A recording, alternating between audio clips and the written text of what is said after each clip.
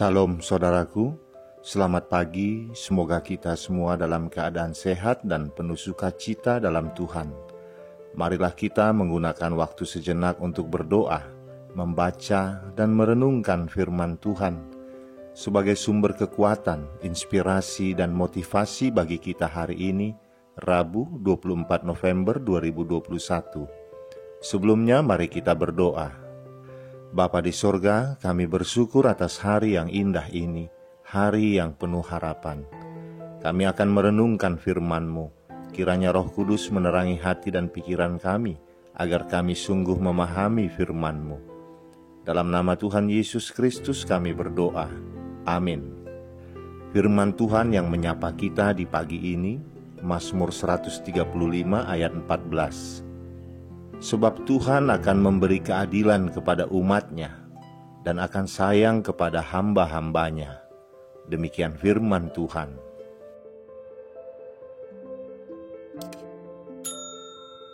Saudaraku, tak ada hal yang lebih indah bagi seseorang atau sekelompok orang yang berada dalam penindasan selain datangnya seorang penolong untuk membawa mereka keluar dari penindasan itu.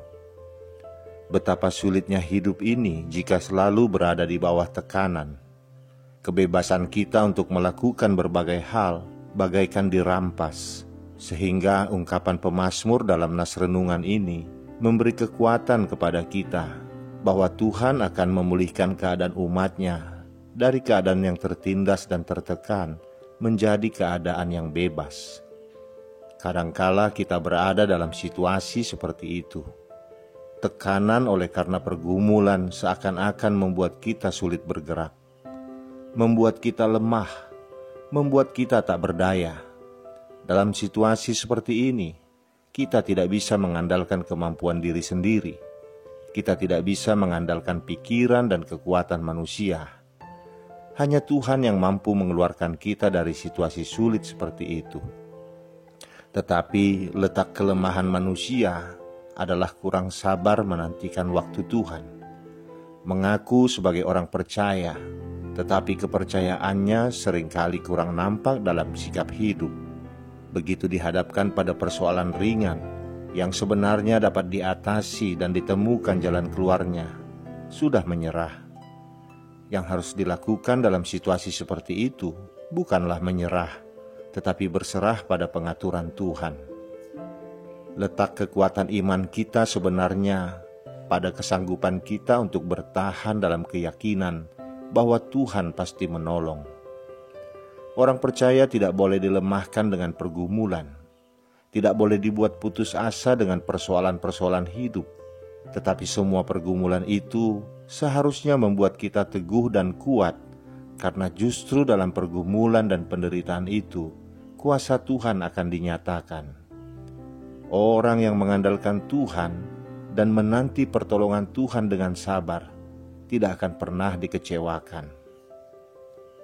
Saudaraku, Tuhan itu baik. Ia tidak akan pernah membiarkan kita terus berada dalam pergumulan dan tekanan-tekanan hidup.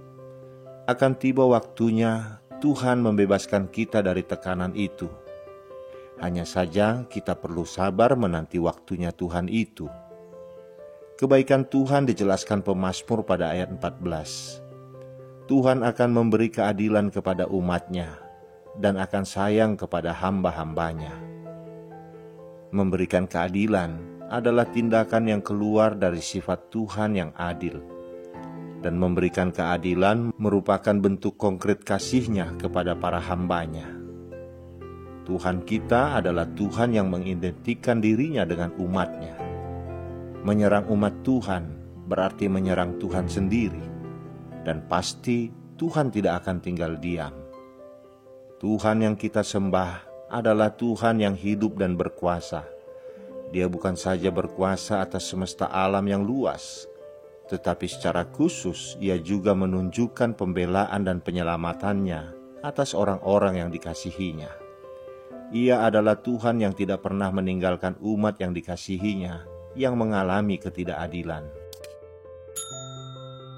Jika kita merasa diperlakukan tidak adil dalam dunia ini, atau kita melihat ada orang-orang benar yang tertindas, Jangan merasa kecewa kepada Tuhan, apalagi putus asa. Tetaplah percaya bahwa hanya untuk sementara waktu Tuhan mengizinkan ketidakadilan menimpa kita. Pada akhirnya Dia akan menyelamatkan kita.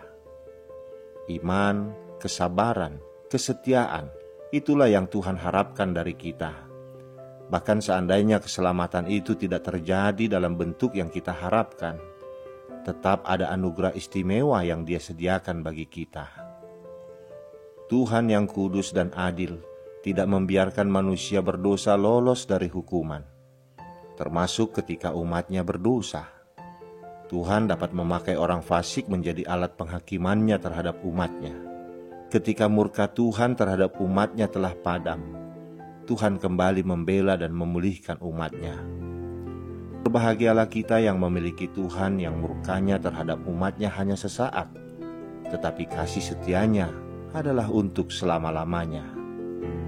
Dan satu hal lagi yang harus selalu kita ingat, ada satu pribadi lain yang juga kuat dan baik, dan suatu hari kelak Dia akan menegakkan keadilan di dunia ini.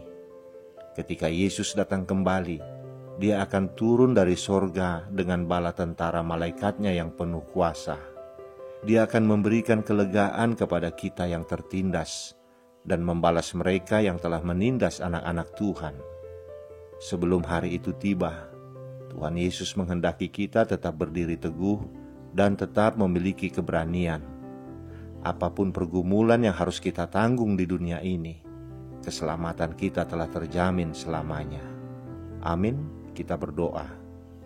Bapa di sorga, kami bersyukur atas firman-Mu hari ini, yang mengingatkan kami bahwa kami memiliki seorang pembela. Engkau tidak akan membiarkan umat-Mu ditindas dan mendapat ketidakadilan di tengah-tengah kehidupan di dunia ini. Dan sekaligus juga Engkau tidak ingin kami orang-orang yang Kau kasihi melakukan penindasan dan ketidakadilan bagi saudara-saudara kami di dunia ini. Ya Bapa, lindungilah kami dan berikanlah kami hikmat-Mu melalui Roh-Mu yang kudus. Tolong kami untuk dapat bersikap adil dan benar dalam segala sesuatu yang kami lakukan, sehingga kami layak di hadapan-Mu.